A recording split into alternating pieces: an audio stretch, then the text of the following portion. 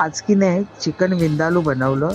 त्यासाठी आलं, लसूण, जिरं, धने, लवंग, काळी मिरी, वेलची, राई, दालचिनी, परत आपली लाल मिरची पाण्यात भिजत घातली, चिंच, विनेगर, हळद, हे सगळं मिक्सरला बारीक वाटून घेतलं. पाणी टाकून चांगलं बारीक वाटायचं. त्याच्यानंतर की नाही चिकनला मी हे वाटप सगळं लावून चिकनमध्ये मीठ टाकलं आणि तासभर बाजूला ठेवलं.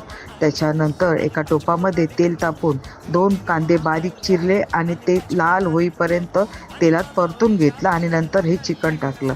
चिकन चांगलं परतून घेऊन त्याच्यात उरलेलं वाटप पण टाकून थोडंसं पाणी धुवून टाकून त्याच्यामध्ये झाकण मारून मंद गॅसवर हे चिकन शिजत ठेवलं. आणि मग अशा प्रकारे थोड्या वेळाने माझं हे चिकन विंदालू खायला रेडी.